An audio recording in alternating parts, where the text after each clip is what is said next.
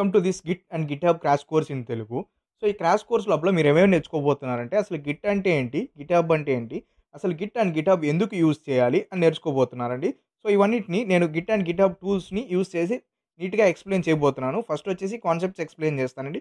తర్వాత ఎగ్జిక్యూషన్‌ని Git and GitHub టూల్స్‌తో use చేసి ఎలాగా వర్క్ చేయాలనే దాన్ని కూడా నీట్‌గా ఎక్స్‌ప్లెయిన్ చేస్తాను. ఫస్ట్ అసలు ఈ గిట్ అండ్ గిట్‌హబ్ అంటే ఏంటో తెలుసుకునే దానికంటే ముందుగా మనకి గిట్ అండ్ గిట్‌హబ్ ఎందుకు అవసరం అవుతాయని తెలుసుకుందామండి ఫస్టు. సో, కన్సిడర్ మీరు ఒక వెబ్‌సైట్ బిల్డ్ చేస్తున్నారనుకోండి. ఈ వెబ్‌సైట్‌ని మీరు దేనితో బిల్డ్ చేస్తారు? ఏదన్నా ఒక హెచ్‌టీఎంఎల్ లేదంటే సీఎస్ఎస్ 2 కలిపి బిల్డ్ చేస్తారు. సమ్‌టైమ్స్ జావాస్క్రిప్ట్ బిల్డ్ చేస్తారు. సో, హెచ్‌టీఎంఎల్, సీఎస్ఎస్‌ని ఎక్కడ స్టోర్ చేస్తారు? వీటిని ఖచ్చితంగా ఒక ఫోల్డర్‌లో స్టోర్ చేసుకొని పెట్టుకొని ఉంటారు. సో, ఒకవేళ ఈ ఫోల్డర్‌ని మనం ఒక్కరే యాక్సెస్ చేస్తున్నారంటే మీరొక్కటే బిల్డ్ చేస్తున్నారనుకోండి. సింపుల్‌గా మీ సిస్టమ్‌లో స్టోర్ చేసుకుంటారు. అదే గనుక కొంతమంది మీ ఫ్రెండ్స్ అందరూ కలిసి ఒకే ప్రాజెక్ట్ మీద వర్క్ చేస్తున్నారన్ అనుకోండి. లేదా ఒకే వెబ్‌సైట్ మీద వర్క్ చేస్తున్నట్లయితే అప్పుడు మీరందరికి ఎలాగా షేర్ చేస్తారు? సో, అలాగ షేర్ చేయడం కోసం జస్ట్ కన్సిడర్ ఒక ప్లాట్‌ఫార్మ్ ఉందనుకోండి. సో, మీ ఫోల్డర్‌ని ఆ ప్లాట్‌ఫార్మ్‌లో స్టోర్ చేసి మీరందరూ యాక్సెస్ చేసుకోవచ్చనుకోండి.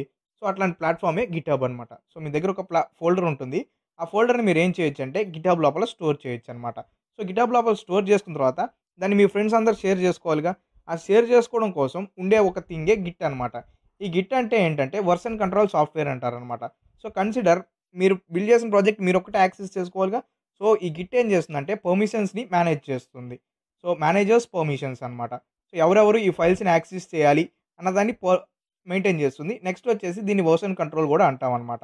సో, వెర్షన్ కంట్రోల్ ఏంటంటే సో, ఫస్ట్ మనం ఏం చేస్తాము? ఫస్ట్ టైమ్ బిల్డ్ చేసిన తర్వాత ఎవరో ఒకరు చేంజ్ చేస్తారు. ఆ చేంజ్‌ని మనం ఏం చేస్తాము? ఈ గిట్‌హబ్‌లోకి మళ్ళీ పోస్ట్ చేస్తామనమాట. మీ ఫ్రెండ్ ఎవరో ఒకరు ఉన్నారనుకోండి. ఫస్ట్ ఫ్రెండ్ వచ్చేసి ఒక చేంజ్ చేసాడు 20 సెకండ్‌న. సో, నెక్స్ట్ వచ్చేసి ఇంకొక ఫ్రెండ్ వచ్చేసి 24థ్ ఇంకో చేంజెస్ చేసాడనుకోండి. అప్పుడు ఈ చేంజెస్ అన్నీ దీని లోపల స్టోర్ చేసున్నాం మనం. సో, మీ ఫ్రెండ్ సెకండ్ ఫ్రెండ్ ఉన్నాడు కదా! ఆ ఫ్రెండ్ బిల్డ్ చేసిన థింగ్ వచ్చేసి క్రాష్ అయిపోయిందనుకోండి. అంటే ఆ వెబ్‌సైట్ పూర్తిగా ఆగిపోయింది. సో, ఇప్పుడు గనక మీరు దాన్ని రియల్ టైమ్‌లో వేరే వాళ్ళు యూజ్ చేస్తున్నారు. వాళ్ళకి అంతరాయం కలిగించకుండా జస్ట్ అప్పటికప్పటికే వెబ్‌సైట్ బిల్డ్ చేయాలంటే మనం ఏం చేయొచ్చు? ఈ సెకండ్ వెర్షన్ ఉందిగా. అంటే ఈ సెకండ్ వెర్షన్ కంటే ముందుగా బిల్డ్ చేసిన ఫస్ట్ వెర్షన్ ఉందిగా.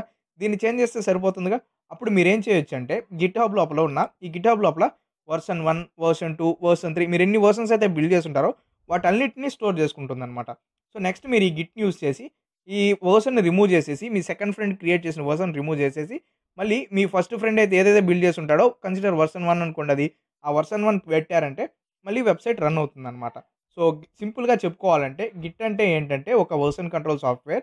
గిట్ ఈక్వల్ టు ఒక వెర్షన్ కంట్రోల్ సాఫ్ట్‌వేర్ ఏం చేస్తుందంటే మనం బిల్డ్ చేసే అప్లికేషన్ వెర్షన్స్ అన్నిటిని స్టోర్ చేసుకుంటుంది.